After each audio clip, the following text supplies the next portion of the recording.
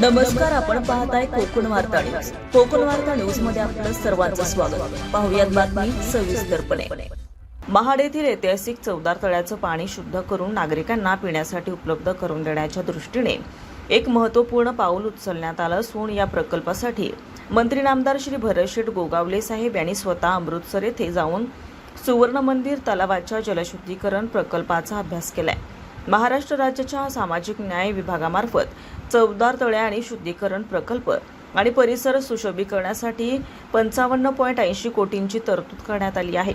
या अंतर्गत अमृतसर येथील सुवर्ण मंदिर तलावाचं पाणी जे आधुनिक आणि वैज्ञानिक पद्धतीने शुद्ध केलं जातं, त्याच धर्तीवर महाडमधील चवदार तळ्याचे पाणी शुद्ध करण्याचा महत्त्वाकांक्षी प्रकल्प राबवण्यात येणार आहे. यासाठी मंत्री भरतशेठ गोगावले यांनी बुधवारी दिनांक 15 एप्रिल रोजी अमृतसर येथे प्रत्यक्ष भेट देत जलशुद्धीकरण प्रक्रियेची सखोल माहिती घेतली आणि तांत्रिक बाबींचा अभ्यास केला.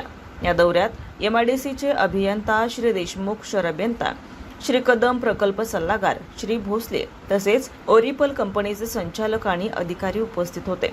या उपक्रमामुळे चवदार तळ्याचे ऐतिहासिक आणि सामाजिक महत्त्व जपत त्याचे संवर्धन होणार असून भविष्यात महाडकरांना स्वच्छ आणि सुरक्षित पिण्याचं पाणी उपलब्ध होण्याचा मार्ग मोकळा होणार आहे. महाडच्या वैभवशाली ऐतिहासिक असे चवदार तळे या प्रकल्पामुळे चवदार तळ्याचं जतन आणि सुशोभीकरण होऊन ते पर्यटन दृष्ट्याही आकर्षणाचं केंद्र ठरणार असल्याचा विश्वास यावेळी मंत्री भरतशेठ गोगावले यांनी व्यक्त केलाय. रिपोर्ट कोकण वार्ता न्यूज, रायगड. ताज्या बातम्या आणि नवनवीन घडामोडी पाहण्यासाठी आजच आमच्या कोकण वार्ता न्यूज चॅनलला लाईक करा, सबस्क्राईब करा आणि बेल आयकॉन प्रेस करा आणि पाहत रहा कोकण वार्ता न्यूज.